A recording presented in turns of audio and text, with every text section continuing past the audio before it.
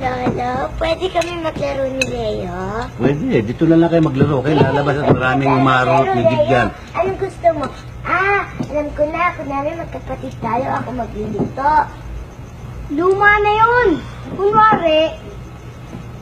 Kumari kita, kumpare mo ko. Paano mo? Kasi, si kumpare nasa Saudi, yung asawa mo. Wala kang pera. Lalapit ka ngayon sa akin. Sasabihin mo, kumpare, peram naman ako ng pera. Sagot ko, bibigyan kita. Kung pagbibigyan mo ko.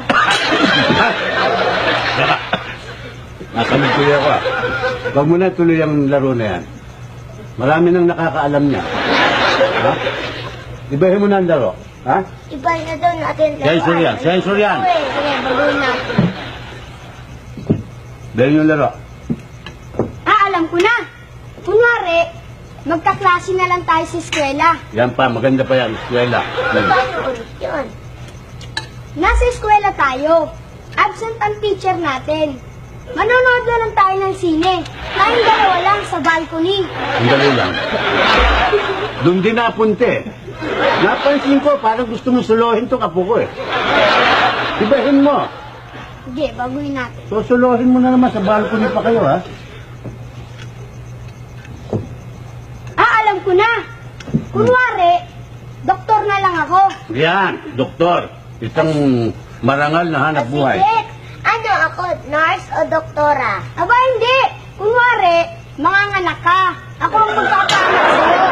Sige, umiga ka na dyan. Papatayin na kita. Sandali lang. Kanina pa kita napapansin eh. Parang gusto mong bulat-latin ng barangay ng apo ko eh.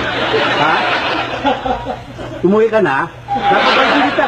Parang gusto mo siyang pintahan eh. Kung makita katawan eh. Anong papraktisin mo itong anak ko? Umuwi ka na?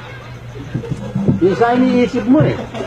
Kunwari lang. Gagalit ka na doon. Kunwari eh. Pauubalin mo rito yung apo ko. Umuwi ka na.